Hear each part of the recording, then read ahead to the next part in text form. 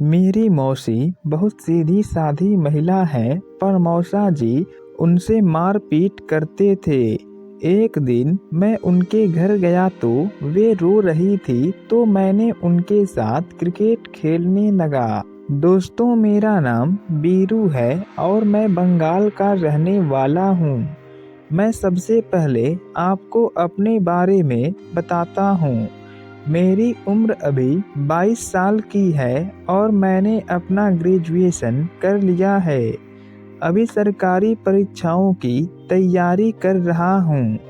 भगवान की दया से अभी मेरी जॉब एक बहुत ही बड़ी कंपनी में लगी है, जिससे हम सब काफ़ी खुश हैं और मैं अपनी जॉब के साथ ही प्रतियोगी परीक्षा की तैयारी भी कर रहा हूँ।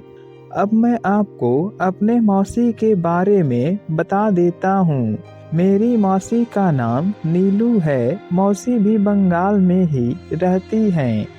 हमारे घर से लगभग 30 किलोमीटर दूर उनका गांव है। उनकी उम्र 36 साल की है। मेरी मौसी के घर पर 4 लोग ही रहते हैं। मेरी मौसी, मौसा और उनके 2 बच्चे। पहले सब कुछ ठीक चल रहा था, लेकिन बढ़ते हुए समय के साथ मौसा जी बहुत दारू पीने लगे और मौसी को मारते भी हैं, जिस कारण मौसा और मौसी का रिश्ता खत्म सा हो गया था। बस नाम मात्र के ही वो दोनों पति पत्नी थे, क्योंकि अब वो कभी भी आपस में शांति से बातें नहीं करते हैं। रोज रात को मौसा पीकर आते, लड़ाई करते, मौसी को मारते और सो जाते थे। ये हर रोज की कहानी थी। उन दिनों मेरी जॉब के कारण मुझे मौसी के घर से कुछ दूर ही एक जगह, जहां हमारी कंपनी का हेड ऑफिस है, वहां जाना पड़ा। रात काफ़ी हो गई थी और आना मुमकिन नहीं था, क्योंकि जो वापस आने का रास्ता था वो जंगल से होकर जाता था। अब तो आप लोग जानते ही हैं कि रात में जंगल का रास्ता कितना भयानक होता है। इसलिए अब मैं घर नहीं जाने वाला था, तो मैंने सोचा कि आज मौसी के घर ही रुक जाता हूँ, क्योंकि अगले दिन संडे था तो मुझे ऑफिस जाना नहीं था। मैंने अपनी बाइक उठाई और चला गया। मौसी के घर काफ़ी दिन बाद जा रहा था, तो मैं बहुत खुश था। करीब आधे घंटे के बाद मैं अपनी मौसी के घर पहुंच गया। उधर मैंने जो देखा वो देखकर मेरी तो आंखें खुली की खुली रह गई। मैंने देखा कि मौसी को मौसा ने बड़ी बेरहमी से मारा था। वो बैठकर रो रही थी।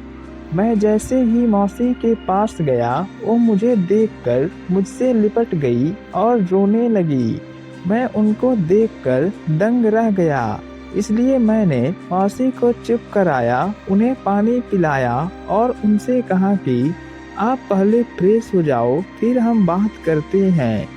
मैं बच्चों से मिलने गया तो वो लोग सो चुके थे और मौसा भी सो गए थे। मेरा तो मन कर रहा था कि मैं अपने मौसा को अभी मारने लगूं, लेकिन मैंने ऐसा कुछ भी नहीं किया।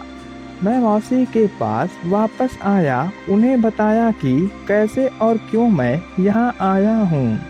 एक बात तो है, मौसी मुझे देखकर काफ़ी खुश हो जाती थी। आज भी मुझे देखने के बाद वो काफ़ी खुश थी। हालांकि वो अपनी खुशी कुछ देर बाद जाहिर कर पाई। मारपीट के कारण मौसी को काफ़ी चोट आई थी, तो उन्हें काफ़ी दर्द हो रहा था।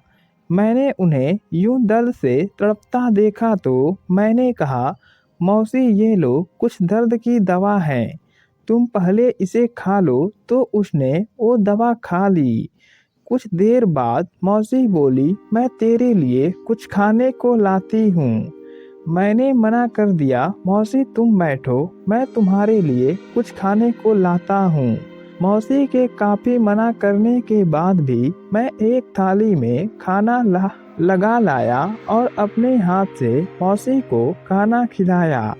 इससे मौसी काफ़ी खुश हो गई थी और बार बार कह रही थी, इसी के लिए तो मैं भूखी हूँ, मुझे आज तक ऐसा कभी नहीं मिला।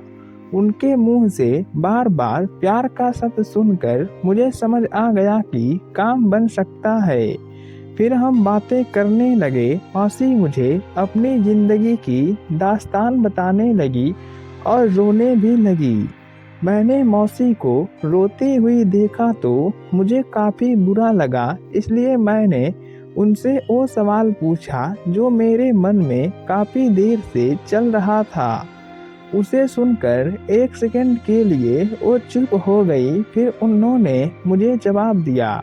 मैंने मौसी से पूछा, मौसा तुमको इतना मारते हैं तो तुम उनसे तलाक क्यों नहीं ले लेती हो? मेरे इस सवाल पर मौसी ने कहा, मैं तो बस अपने बच्चों के कारण इसको बर्दाश्त करती हूँ, वरना मैं तो इसका अच्छे से इलाज कर देती। मेरी जिंदगी तो बिल्कुल बेकार सी हो गई है, मेरा तो अब इस दुनिया में कोई नहीं है। मैंने मौसी से कहा, ऐसा मत सोचो मौसी, मैं हूँ ना, तुम कुछ भी कहो मैं वो ज़रूर कर दूँगा। फिर हम दोनों आपस में ऐसे ही बात कर रहे थे। आज मौसी के चेहरे पर थोड़ी बहुत खुशी झलक रही थी। फिर उन्होंने कहा, क्या तुम मेरे साथ क्रिकेट खेलोगे? इतना सुनकर मैंने भी मौसी के साथ खूब क्रिकेट खेला। मौसी अब बहुत ही ज़्यादा खुश हो चुकी थी। सुबह हुआ तो मैंने अपने मौसा को भी समझाया कि अगर अगली बार उन्होंने मौसी को मारा तो ठीक नहीं होगा। फिर मैं अपने घर चला गया और हफ्ते में मैं एक बार मौसी के पास ज़रूर जाता हूँ और उनके साथ खूब क्रिकेट खेलता हूँ। अब मौसी की हालत कुछ ठीक हो गई थी, क्योंकि मेरे जाने की वजह से मौसा कभी कभार ही पीकर आते थे। इस तरह मेरी ज़िंदगी खूब अच्छे से चलने लगी।